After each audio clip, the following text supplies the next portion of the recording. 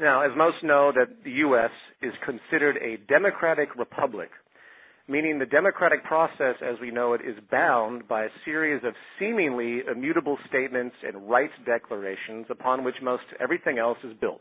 The founding fathers of America, say as you will, did understand the importance of not relying exclusively on mob rule. In other words, a pure democracy in the context, as we know today, could cynically be exemplified by considering that 10 white men hanging one black man is a democratic decision. So they realized that they needed to have something else, which is what defines this republic notion, and this became the U.S. Constitution.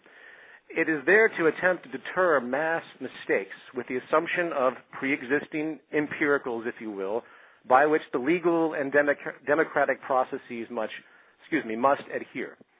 Not to mention, as an aside, because I think this is very important for those that have really never thought about democracy in the loose sense that we practice it, mass behavior or herd behavior is, in fact, far more malleable and controllable than individual behavior.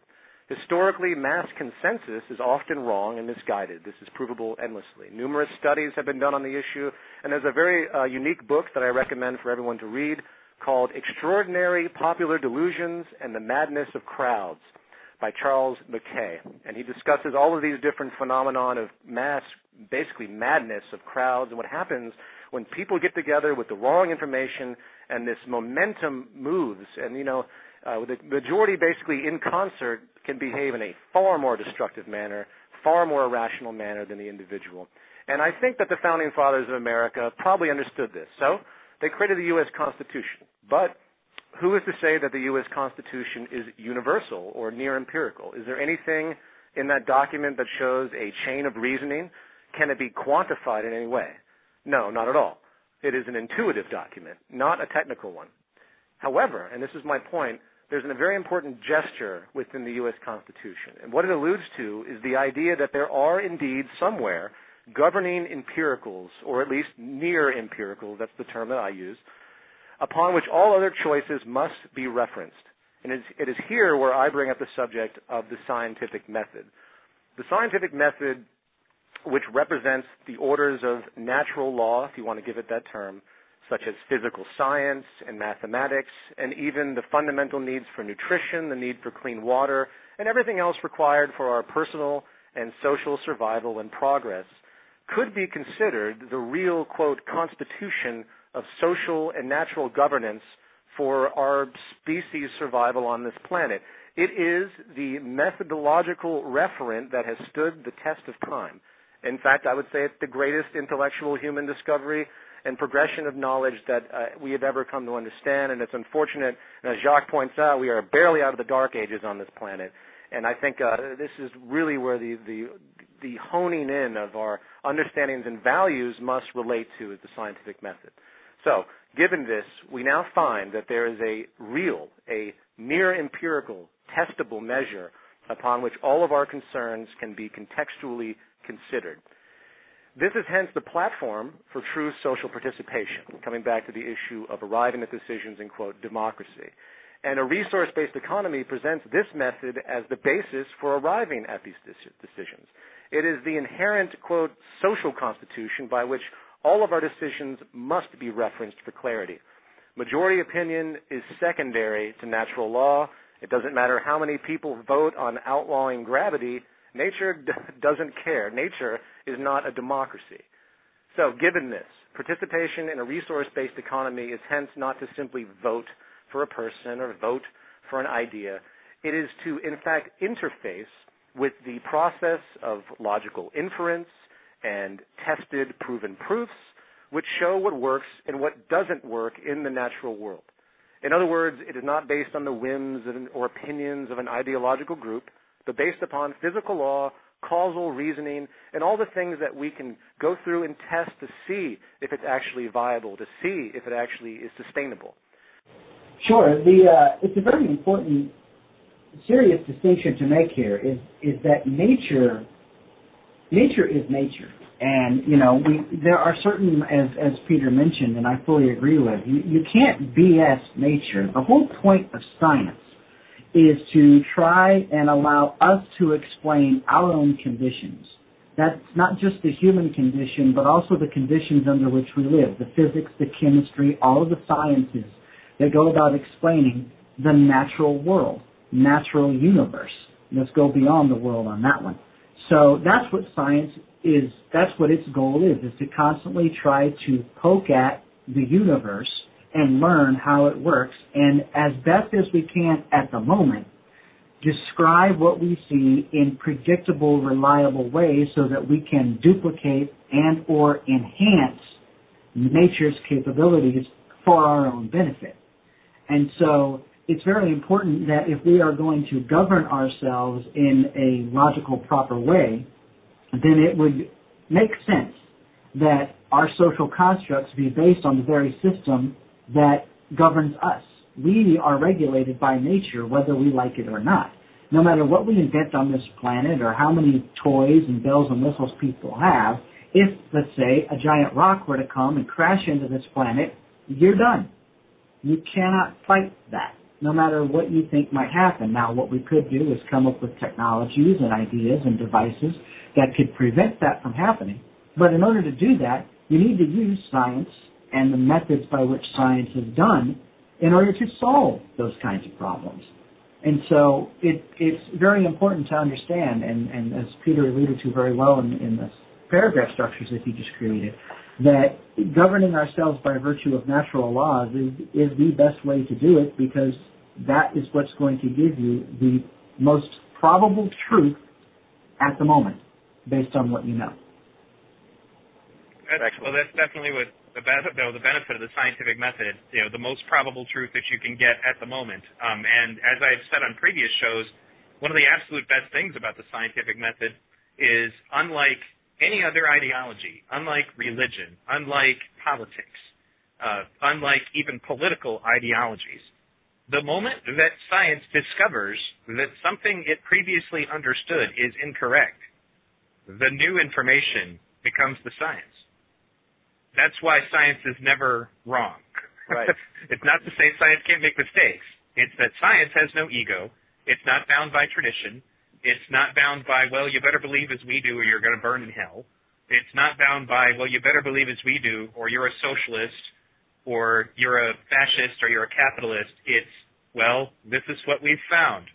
And now it's the truth. And if we find something new, well, now that's the truth. And all of the other things that have ever blurred it have nothing to do with science's weaknesses and have everything to do with what happens when the monetary system involves itself in anything else. I mean, the monetary system, as you said, in Zeitgeist Addendum, taking on nearly religious proportions, people do worship money, and it ends up blurring everything. That's why you end up with situations like, do we have a real answer on global warming?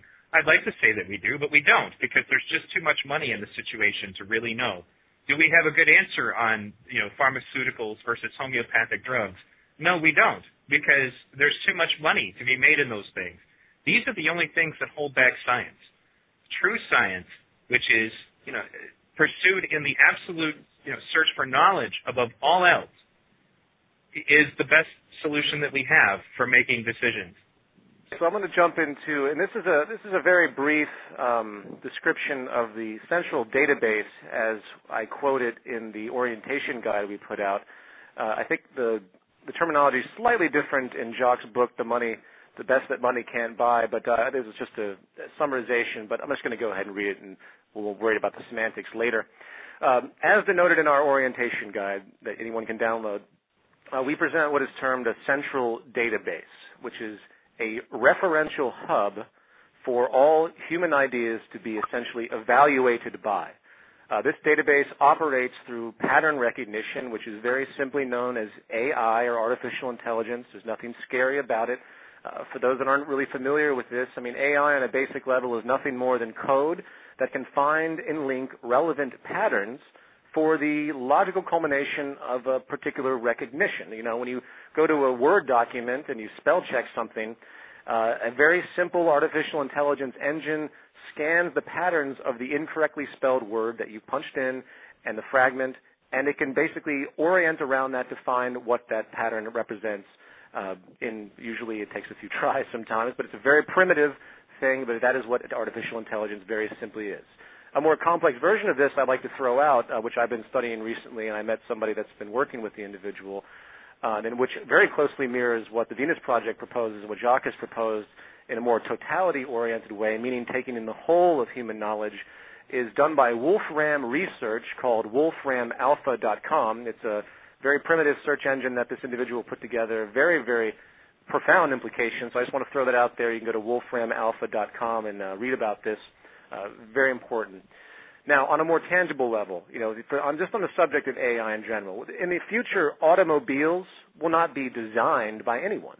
They will be generated in one shot by artificial intelligence, based explicitly on the desired function and maximum efficiency and, quote, sustainability, everything that we need to make the highest efficiency, the minimum negative retroactions, and just the very logical simplicity of how to survive and to not pollute our environment and to create longevity. That's all that would be essentially needed, is the insertion of function into this program, and with its built-in and ever-updating database of knowledge, it will generate the needed vehicle design for production in a single equation and solution. Again, it's a technical process. We humans, we only recognize and react to patterns. That's all we do. I mean, on this level, and there's really nothing technically that will not be emulated by AI in the future. And in fact, as many know with singularity and things that have been happening in different circles, machine intelligence will exceed human intelligence in the near future. This is not a threat. It's just a way to get rid of dangerous human opinion and replace it with quantitative feedback mechanisms that arrive at conclusions based on as much input as possible. That is what an educated decision really is to logically take into account all known variables. And I'm sorry, the human brain is far too primitive to be able to do this at an efficient level needed to, say, run a government, to run production, to arrive at the best decisions for whatever the society may need. Now, I've gone through all that little spiel, and someone listening might think, oh, well, what does this have to do with democracy?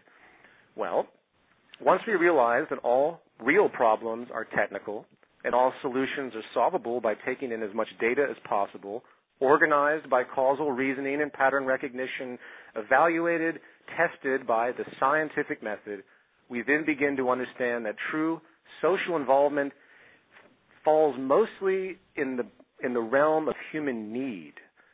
What do we want, and why do we want it? And this is where the very critical subject of values come into play. And values, of course, are taught at length by the Venus Project. In fact, in a lot of ways, values are the most important issue of all the things we talk about with this cultural transition that we're trying to make. And at this stage of the movement, this is where the focus should generally be, because the technicals, in my opinion, are fairly simplistic when you begin to understand the broad view. So we have this baggage. We have this baggage of ignorance from prior periods. Not to mention the really despotic reinforcements that we currently have in our monetary paradigm, which continue to perpetuate the social warfare and just the general insustainable practices that we tend to see, which is why the Venus Project and the Zeitgeist Movement push for the removal of this system as fast as possible. And in my personal view, I think that we are on pace to self-destruction with the new technologies that are emerging, because the maturity level of society is far too poor for us to handle the new advanced advents that are coming. We have to be much more responsible. Look at what happened with the nuclear bomb. We had all of this tremendous energy we could have used for space exploration and all sorts of possibilities. And yet we create a gigantic bomb that had the capacity, or in combination, could destroy all life on this planet. So when nanotechnology comes to fruition and you can create a nuclear bomb the size of a marble, we better have a very sophisticated culture to be able to handle that type of power. Otherwise, we're in a lot of trouble. So anyway, back on point. Democracy, in this context, is really about finding consensus with values. And I'm sorry to say, values are not equal. Some are more correct and hence sustainable, while others are outdated, just plain wrong, and hence unsustainable. While that statement might sound controversial, I'm sorry, but demons do not cause illness. We do not need to burn witches anymore, and people with Tourette syndrome are no longer considered to be possessed by the devil, as they were in the past by a culture that didn't know any better. So, if the goal is human survival, then we can assess values, we can qualify values, and consider the effect they have on the process of human survival. And those that do not have a positive effect, or those more specifically that have a negative effect, naturally should be removed. And I could go on a huge tangent on the massive list of values that are either obsolete or have severe negative problems that are in the current culture, but I won't do that. But as a basic example, I would just say for those that don't quite follow me that are listening, if you have a value where you want to go out and pollute the stream with toxic waste in your neighborhood, I'm sorry, people are going to drink it, they're going to die, you might injure yourself. So your value is intrinsically unsustainable to nature and yourself. Values are not equal, and the real revolution is the revolution of human values shifting towards scientific understandings, to put it very simply.